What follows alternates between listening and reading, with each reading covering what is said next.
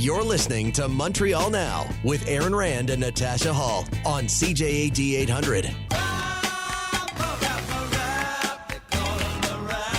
That is James Mennie over at the Montreal Gazette. And Jim, you know, we talked about the fact that you kept saying, waiting for that first poll to come out. Well, you got your wish, and it is as bad as I imagined it could be for the CAQ. Well, yeah. But on the other hand, it's worse for the Liberals. And I'll explain why in a second. For those of you who are just joining us, folks, Leger Marketing put a poll in the field between April 28th and the start of May, and they found that the CAQ had dropped from 40% to 36%. And we also have, that's province-wide. We also discovered that the Parti Québécois had taken the 4 points that the CAQ lost. They're at 22%, and wait for it, folks, they're in second place. The party that has 3 MNAs, the party that can hold a caucus meeting in a smart car, is second place, second most popular party in the entire province. Things get worse for the CAQ in the Quebec City region, which of course was, some would say, swindled out of their, hoodwinked out of their so-called tunnel highway project between Quebec City and Lévis. Now, the Parti Québécois is in first place in that region at 28%. The CAQ, which was at 40% in February, dropped 14 points to 26%. They're in second place. And which brings us, the Conservative Party, which doesn't even have any MNAs in the National Assembly, in the Quebec City area, they're at 23. But those poor Liberals, they're at 6% in the Quebec City area. They're at 14% province-wide, okay? And I thought, that number looks kind of familiar. So I decided to go on to the old QC 125 poll aggregator. The Liberals have been at 14% since November of last year. Like, they haven't budged. The needle hasn't budged. We haven't been saying, oh, gee, one of the Liberals is going to do something. The Liberals have been doing stuff, but apparently it's not resonating anywhere. They are trapped in amber. And, we've discussed this roadshow they want to put out, go and do a meet and greet with the people of Quebec. They're going to have to get this thing going sooner rather than later. You could make it's going to get very easy for them to become fossilized in the perception of public opinion. The other thing is, and this is a section of the poll that only came out later in the day, but apparently the same survey found that nearly half of Quebecers, in fact, support the decision to kill the tunnel. So by and large, the real rancor is being centered in the Quebec City area. However, as I've mentioned before, this could have a domino effect because more and more, and the opposition has been playing on this, and they will continue to do so, is to point out that the CAQ does not keep its word. The CAQ will do and say whatever it can to maintain power, but in the end, when it comes time to pay up, all of a sudden they've lost their purse. So there you go. I was going to say, you could make the point, Jim, that by the Liberals still maintaining 14%, that's positive, and they haven't lost even more. Well, that's because they haven't lost any support in the West Island of Montreal, where they, which they represent. I mean, I'm being polite. I'm calling them the Quebec Liberal Party. They are the Liberal Party of the West Island of Montreal, full stop.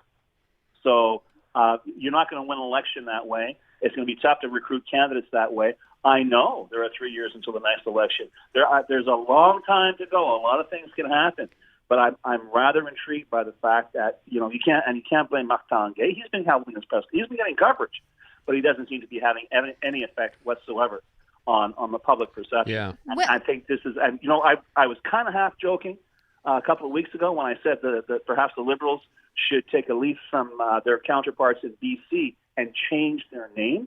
It's becoming a lot less goofy an idea when I look at these numbers.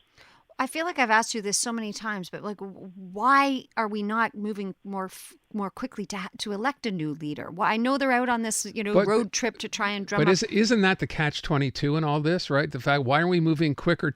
Because the numbers are so bad, and then it's the numbers are so bad, we should wait till we announce a new leader till things get better, or what, or get worse? They're kind of caught in between. How do you do this? I'm about to sound like a guy who normally I would punch in the face, but you know what? You're both right, okay? But all that said, all right, don't forget. I mean, we sort of discussed it, and we've kind of kept it at arm's length.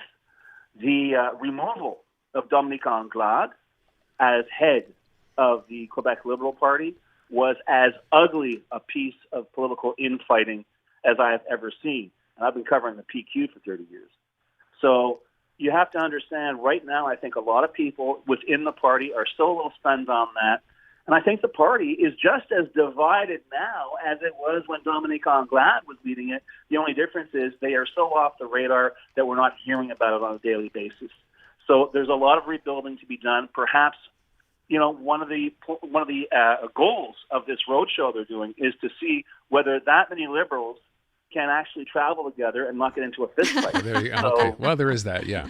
So I want to ask one other thing, and then we'll move on. With respect to the PQ, and the numbers you cite are quite eye-opening, right? The fact that they're now, if you will, in first place in that area, second overall. This is all about Paul Saint-Pierre Plamondon, is it not? And only Paul Saint-Pierre Plamondon? Absolutely, and more importantly, I think it's more about 21st century politics that are essentially controlled by the internet.